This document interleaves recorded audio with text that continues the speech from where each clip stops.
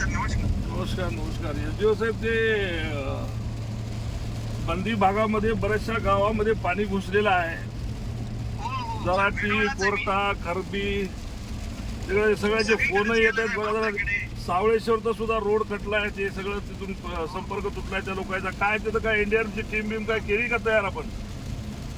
साहेब, मी आता विडूळलाच आहे. घरात पाणी गेलेलं आहे. आपण प्रत्येक गावाला सांगितलेलं आहे की लोकांना ग्रामपंचायतला शिफ्ट करा, घरात पाणी गेले. आम्ही तर प्रत्येक ग्रामपंचायतीने जेवणाची व्यवस्था केली आपल्या देशात दुकानदारांना. नाही ठीक आहे, एनडीआरएफची टीमला सांगितलं का नाही?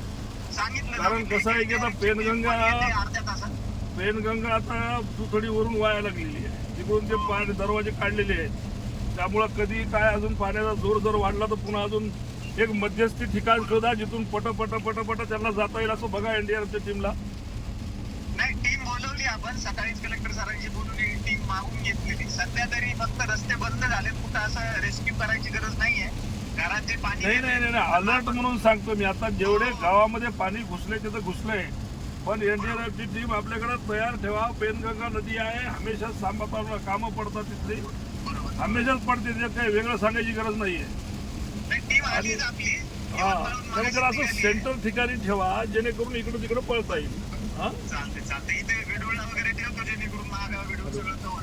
तलाट्या फिलाट्याला सगळ्याला जर असं कल्पना द्या, तलाठी ग्रामसेवकाला सगळ्याला गावामध्ये थांबायचं सांगा.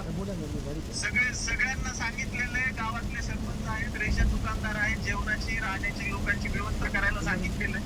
आपल्याला मी साहेब कुठून आलं तर मला पहिल्यांदा कळवलं तरी मी तिथे हो मी कळवतो ठीक.